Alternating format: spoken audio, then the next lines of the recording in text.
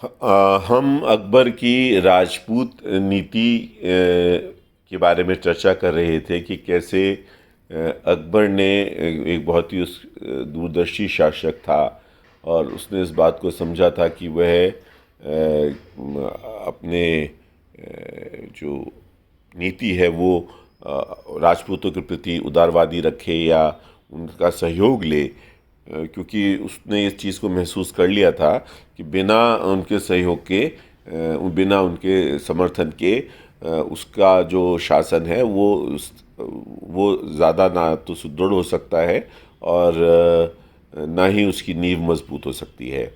तो इसमें मैंने आपको बताया था कि उसके तीन हम चरणों में राजपूत उसकी जो नीति थी उसको विभक्त हम कर सकते हैं।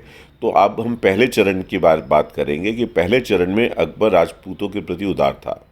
रणथंभौर के राजाध्यक्ष राव दलपत राय की को शाही सेवा में स्वीकार कर लिया गया, उन्हें जागीर भी दी गई। अकबर ने भगवंत सिंह की बहन से शादी की। भगवंत सिंह कछावा राजा थे और इसी तरह भारमल अकबर का विश्वसनीय और घनिष्ठ भी था। यह बात इस तथ्य को सिद्ध से होती है कि जब अकबर गुजरात अभियान के लिए निकला था तो आगरा की सारी जिम्मेदारी भारमल को ही सौंपी गई थी। किसी भी हिंदू राजा को इस प्रकार का सम्मान पहली बार मिला था। 1570 के अंत तक राजपूतों के साथ संबंध और भी घनिष्ठ हो गए। बीकानेर के राय कल्याणमल ने अकबर के समक्ष अपनी पुत्र सहित खुद उपस्थित होकर आत्मसमर्पण किया।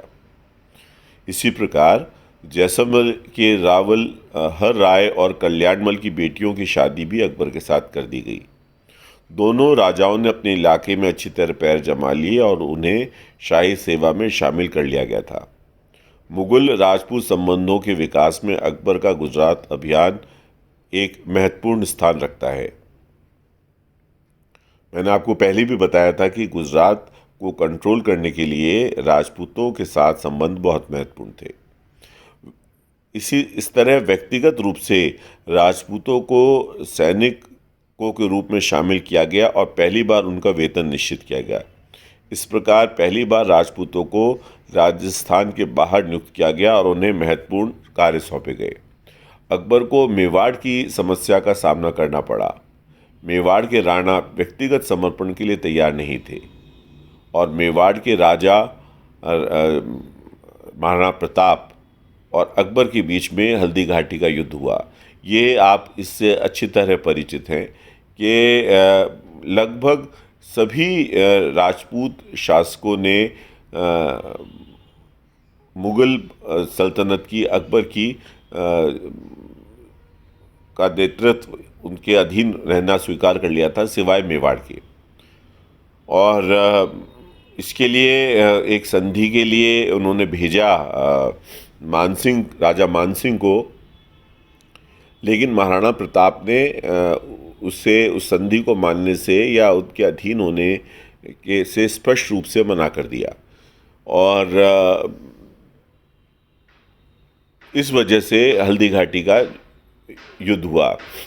इसे हम हिंदू मुसलमान युद्ध पूरी तरह नहीं कह सकते। एक साम्राज्यवादी विस्तार का जो प्रयास था अकबर का, उसी की परिणति था कि वो चाहते थे कि मैं अपने आप को उसको अपने साम्राज्य को व्यापक बनाऊं, उसकी सीमाएं बढ़ाऊं। और महाराणा प्रताप इस बात से उन्हें कतई ये स्वीकार्य नहीं था कि वो अकबर की अधीनता स्वीकार करें। इसे हम ये भी नहीं कह सकते कि विदेशी शासन के खिलाफ स्वतंत्रता संग्राम की संज्ञा भी हम इसे नहीं दे सकते, क्योंकि अनेक राजपूत राजा अकबर की ओर से युद्ध कर रहे थे। अब हल्दी घाटी का जो युद्ध हुआ, इसके परिणाम के बारे में इतिहासकार ये पहले मानते रहे हैं कि उसमें अकबर जीता, पर कुछ लोग ये भी अब कह रहे हैं इतिहासकार कि ये बहुत निर्णायक युद्ध शायद नहीं था और महाराणा प्रताप पूरी तरह से नहीं उसमें परास्त हुए। बहरहाल जो भी इसके रहा हो परिणाम या जो भी हम इसको हम कहें कि इसके क्या उसके कॉन्सिक्वेंसेस थे, लेकिन एक बात ये निश्चित है कि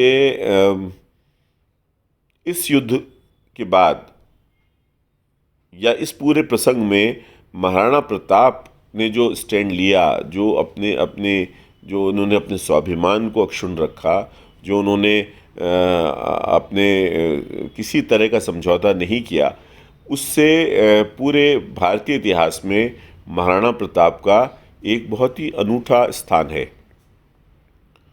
और हम सदैव उनके उनके इस देश प्रेम के लिए, उनके अपने स्वाभिमान के लिए हम उनका सदैव आदर करते रहे थे और करते रहेंगे। खैर, इस युद्ध के बाद मेवाड़ की सीमाओं से लगे राज्य जो थे, उन्होंने भी अकबर की अधीनता स्वीकार कर वैवाहिक संधियां स्थापित की।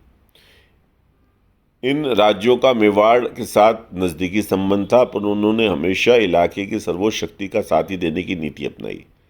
राणा के समर्थकों, बूंदी और मारवाड़ के शासकों को दबा दिया गया। इससे राणा की शक्ति बहुत कमज़ोर हो गई